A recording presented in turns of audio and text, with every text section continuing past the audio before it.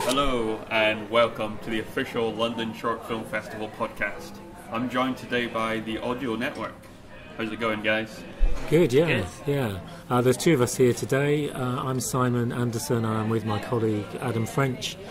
We're from a production music library called Audio Network. We've been in existence for 12 years and we create music for use by filmmakers and television programme makers. We've got offices in the UK and USA, Canada, Australia, Holland and Germany. And the library is currently 58,000 tracks and growing by the day. And the idea is that it's really easy to access, really easy to listen. It's all there on our website at audionetwork.com. And you can buy tracks for £1 each if it's just for your own kind of non-commercial use. But they're also available for licensing for television and commercial film distribution as well.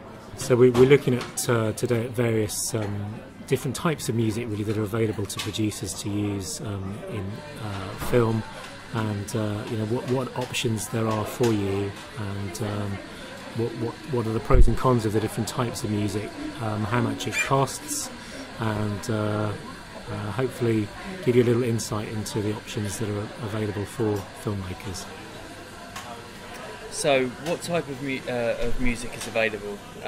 There tends to be four main styles of music available to filmmakers, either specially composed or commissioned music, specifically made for your productions.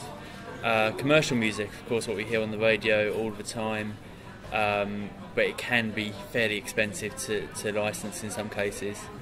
MCPS library music, which MCPS collects on licenses for many music libraries in the UK, and Audio Network is an example of an independent music library outside of MCPS, so we set our own licensing rates and independent in that way.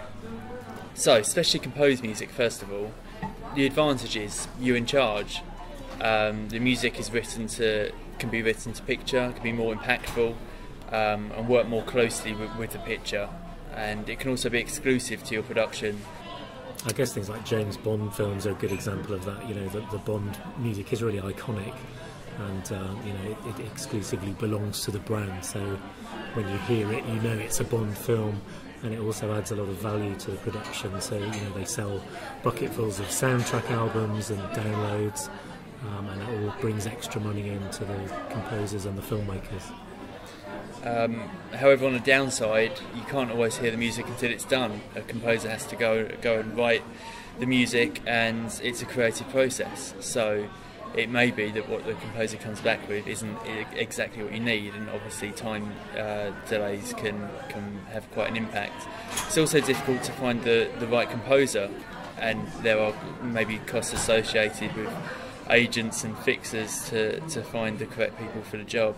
It's also important to have a clear brief. We once had a music sourcing request for a track that sounded yellow. It's a pretty tough thing to do, so it's important to have a very clear brief and to make sure you and the composer are on the same wavelength. And of course it can be extremely expensive to record, particularly if it's maybe an orchestral piece. It can be very expensive for the musicians and the studio time. So that's especially commissioned music.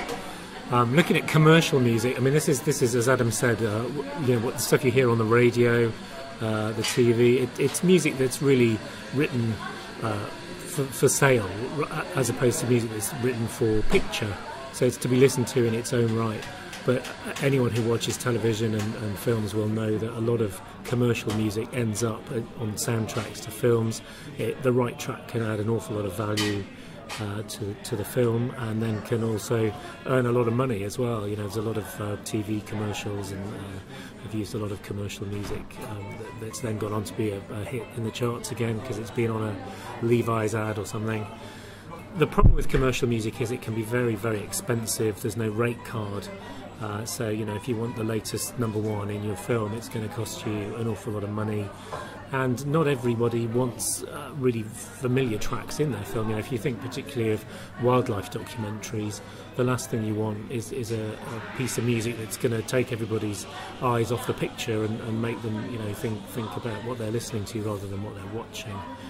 Clearing the rights for commercial music is fairly tricky. There are two separate rights that need clearing. There's the sound recording, which is owned by the record company, and then there's the publishing, which is owned by the publisher. So if you think in terms of a Beatles song like With a Little Help from My Friends, if you want the original Beatles version, you need to go to their record company, EMI Records, to get a dubbing license for the sound recording, and then you go to the Beatles publisher for the sync rights. They both ask for different amounts of money. It's all negotiable, and you know, it can end up costing a lot of money. If you want a different recording of the same song, you'd need to go to a different record company for the dubbing rights, but the same Beatles publishing company for the sync rights, because it's the same lyrics and melody. Sound recording copyright lasts at the moment for 50 years after it was first recorded in the UK, but this is going to extend to 70 years quite soon.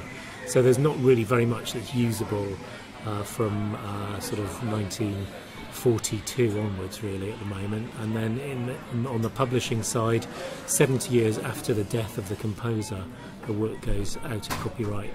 So your early classical music, Beethoven, Mozart, is all out of copyright, and you can use that without any sync license. But there isn't much. You know, pop music, jazz is pretty much all still in copyright, so you're going to need to pay somebody something to use a piece of commercial music from the last 50 years.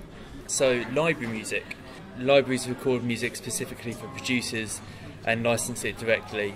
In some countries this is done through mechanical rights organisations such as MCPS in the UK. There's no need to clear separate recording and composition licenses, as they're all wrapped up into one licence. There's hundreds of music libraries worldwide, and some have very, very high quality music, others may not necessarily be as good quality. In some countries, libraries charge by duration and by type of production and territories. So it may be that you can license a piece of music for a year in the UK, but if you were to license that globally, it would cost extra, and in perpetuity as well may cost extra as well. You need to know also where obviously the programme is going to be shown on which media. You also need to get a licence if the production is going to go onto DVD, to the internet, etc. Again, as Adam mentioned earlier on, Audio Network is a music library as well, but we are independent, so we can set our own licensing rates. And the idea behind Audio Network was really to make licensing music as easy as possible. So we have one single license which will cover a whole film for any number of pieces of music. And for a commercial film or television programme, that's £195 in the UK. And if you're using it non-commercially, then you can buy tracks from our website for just £1 a track. All the music's cleared in perpetuity for all media and for worldwide distribution, and we earn most of our money really from performance royalties. When the music's broadcast on television or shown in a cinema, then the broadcaster or the cinema will pay a separate licence for the public performance of the music. And we share these royalties with our composers, and so we've a strong team of 350 or so composers who provide all of our tracks for us, and we would hope that Audio Network music would be a perfect kind of resource for a short film. As we've said, that you can get a piece of music composed for you, and often title music is commissioned and composed. But library music's a really good option for the inside content of the film. Have a look on our website and give us a call, and hopefully we'll be able to help you to find the music that you want for your film. Thanks very much for listening.